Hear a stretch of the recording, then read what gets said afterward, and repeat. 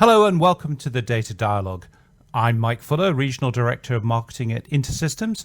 Today, our special guest, who I'm excited to be talking with, is Deborah Green, CEO of Outsmart. InterSystems works closely with Deborah and her Outsmart team, and over the last 2 years, we have supported several insightful and collaborative webinars together, as well as the important annual Outsmart events. In today's episode, we'll be talking about some of the data challenges that the higher education sector faces, hearing from Deborah's viewpoint and sharing insight from a recent InterSystems survey run by Censuswide of more than 150 IT decision makers within higher education institutions. Deborah, could we start please with you sharing with us a brief overview of your role at Outsmart and how you're working with companies like InterSystems to support the use of technology in higher education? Hi Mike, good to meet you. Well, I'm the CEO of Outsmart, and Outsmart is the professional body for those in digital and IT in the education sector. Essentially what we do is harness the collective strength of our membership, which is both universities and colleges and corporate members such as InterSystems, and we provide them with the tools and services that help them within their professional lives through things such as representation and advocacy, for example to government bodies or to key suppliers. We run a very comprehensive education programme and offer advice and guidance to ensure our members are up to date and well informed. But we're probably best known for providing networking and support opportunities, because it's really at the heart of Outsmart that we enable the sharing of best practice and ideas, and that we provide personal development opportunities and thought leadership for our members.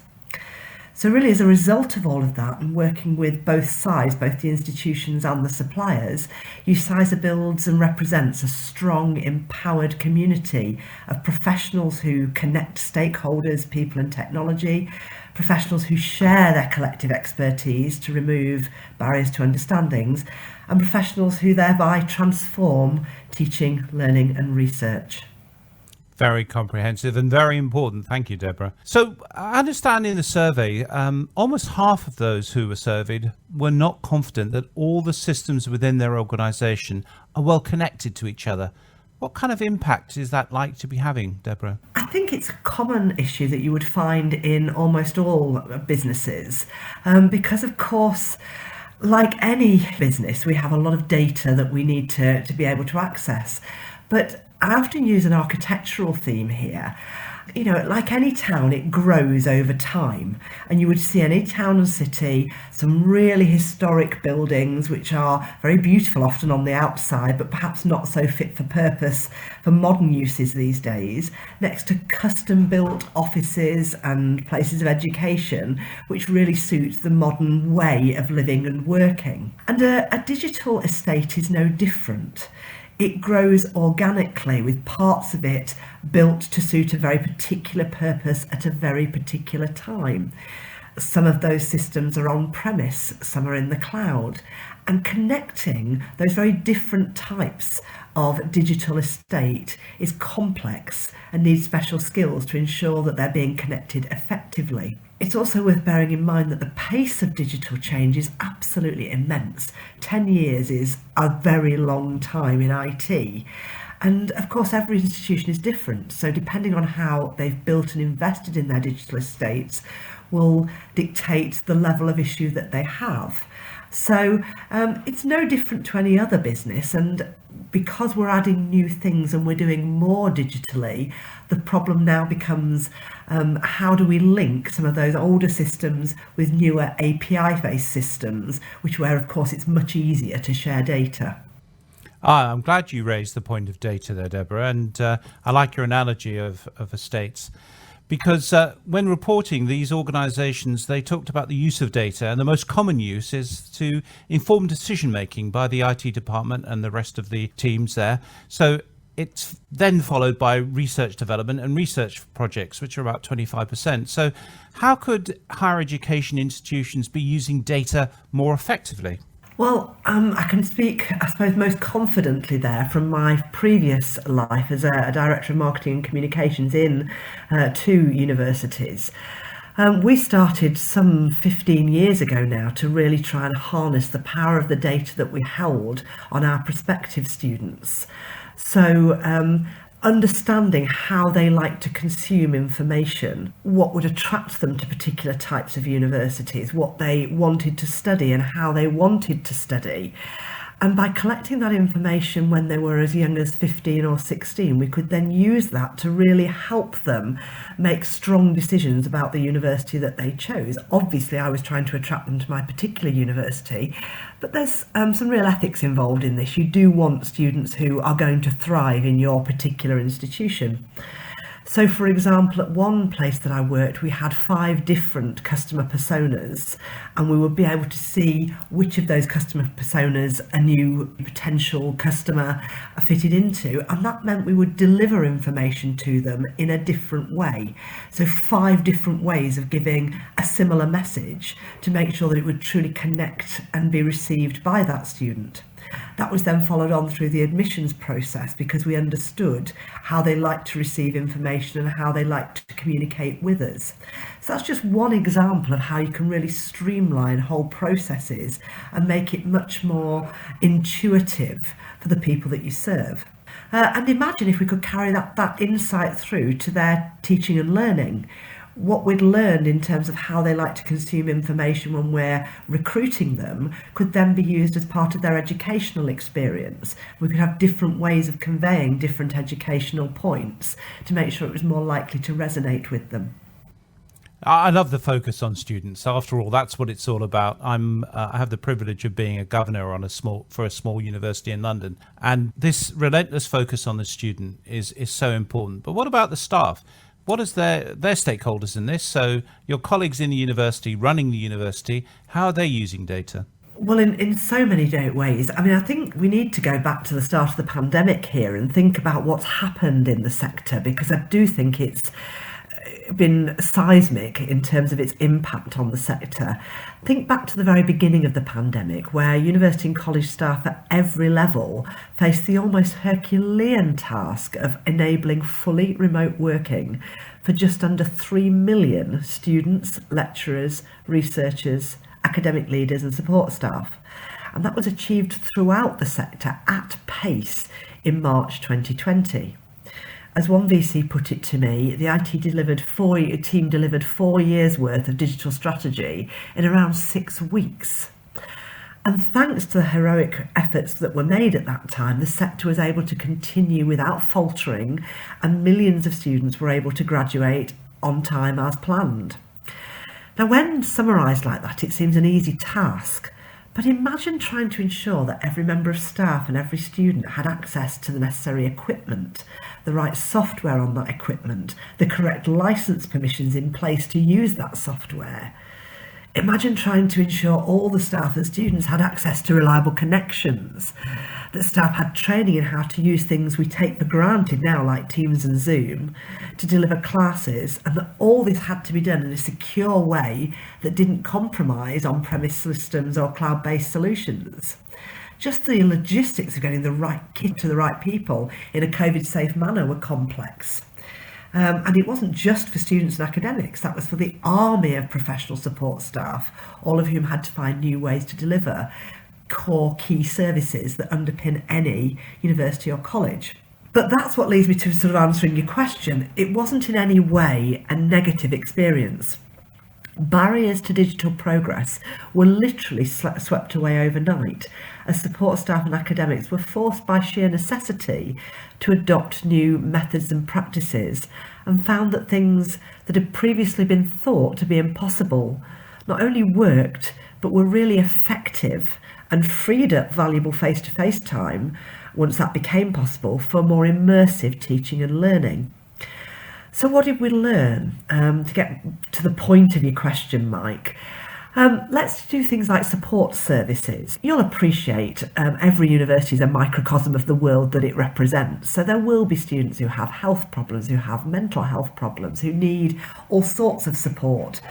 And what they discovered was many students were much more comfortable accessing those services digitally online. It put a sort of distance between them and the counsellor or the advisor, which made them feel more comfortable, less exposed.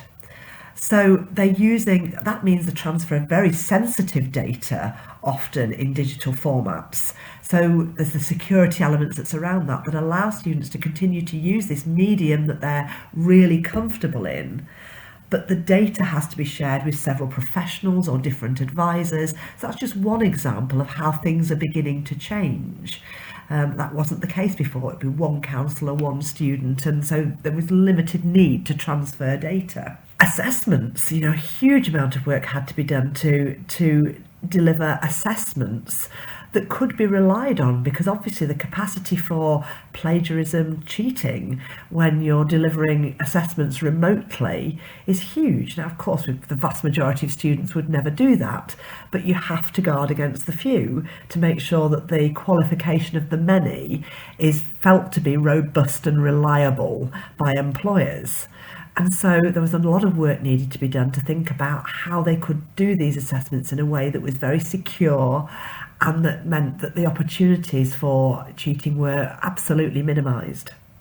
Lots of things there, Deborah, that I think apply to many industries. We work closely at InterSystems with the NHS, with financial institutions, retail, logistics, and we're seeing those repeated themes about remote working, about this connection, about the security and reliability.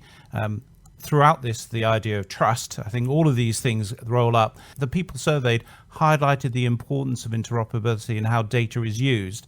You've talked a little bit about that, and you've talked about the pace of change. What we're seeing in other industries is that they're asking themselves, how do we sustain that level of digital transformation? How do we sustain that pace of change? Are you able to offer some views from higher education to add to that discussion? Well, I think we, like every business, are having those discussions. There's sort of two themes here. We haven't focused on some of the challenges that the education sector faces. Because obviously, if you're a sort of a Rolls-Royce or a Pfizer type institution, you need to keep your data safe, but largely for your own use or your company's use. The education sector serves a wider public purpose and is required to make its data available to a much wider group of people and institutions. It's required to provide data returns, for example, to government bodies and departments, and the research done is widely shared for the greater good. And so, research data in particular, it's highly confidential data that is frequently shared with third parties, other researchers who may be working anywhere in the world. And therefore, there's a huge challenge to make sure that the different systems used in different institutions can talk to one another and can share that data safely, often over transnational barriers. So that's one part of interoperability that is, particularly sensitive and difficult for our particular sector. And another thing that's particularly onerous for our community is the length of time that we need to hold often sensitive personal data securely and in a format that can be shared when appropriate. If you think that the average working lifetime is now well over 50 years, and our former students may be required to prove that they achieved a particular qualification or studied a particular module at any point in that working lifetime, we therefore have to keep data about our students and their achievements securely for a considerable time. And that timeline, of course, is longer than the usual lifespan of any digital system or software. So we have to anticipate that key data will be transferred many times during that period. So the interoperability of legacy and new systems becomes all the more critical. So there's just a couple of examples of where it's, absolutely crucial. But it's also crucial for strong decision making, and I'm sure that's something we'll perhaps come on to talk about. Indeed. And, what do you use the data for? And so decision making, please share something about that. Yeah, so we've talked about research. Obviously, data is the absolute lifeblood of all research, but we've touched on that already. But let's stay on the theme of the changes the pandemic's made to try and answer that question, Mike. There's no doubt that recent experience has impacted how we will deliver education in the future. But that requires huge market and data analysis. We're also operating at a time when we know from demographic changes the number of students is going up. There's a huge growth in 18-year-olds in the population. We know the grades they're likely to get, and therefore there's likely to be a huge demand for further and higher education over the coming 10 to 20 years. What we don't necessarily fully understand is how the students of the future would like to learn, what they'd want to study. Is there a real desire for modular lifelong learning, for example, that they can augment and add to? And I suppose our worry in the sector is a lot of assumptions are being made at the moment, perhaps internally in the institutions, but by government and by other bodies. But good data would build a much stronger understanding and ensure that the services of the future are fit for purpose and meet a real rather than a perceived need. So there's a huge demand for up-to-date data from all of the different systems, all the insight that we can gain, and the ability to share that for the greater good of the sector as a whole. I like the way you're putting together again that idea of connectivity, this data dependence. In fact, I heard someone say that we live in a digitally immersed, data dependent world. So at InterSystems, we talk about the concept of healthy data, and we don't necessarily mean data about health, we mean about the quality of data, because that obviously informs the quality of decisions. So looking forward to talking to your members, what do you think the priority should be for them going forward with this focus on students, this focus on secure, reliable, trusted data? Looking forward, do you think the priorities are clear, or how do you see it? I think the priorities are becoming clearer. Clearly, COVID isn't over for any of us, and still there is a reactive piece of work that is going on. And that obviously takes time away from pure strategic thinking. So getting the balance between the reactive and the strategic is a challenge for most universities that they're focusing on and trying to get that balance right. But when they are able to find the space and time to do that strategic thinking, I do think it's going to have to be about making sure that they're harnessing the huge amount of data that they hold, to make sure that they have the insight, to make sure that they think very carefully about where they're investing and about where they're going, and investing not just money, but their resources, their time, their development skills, to make sure that the services that they provide are meeting a very real need in the way that I've just been talking about.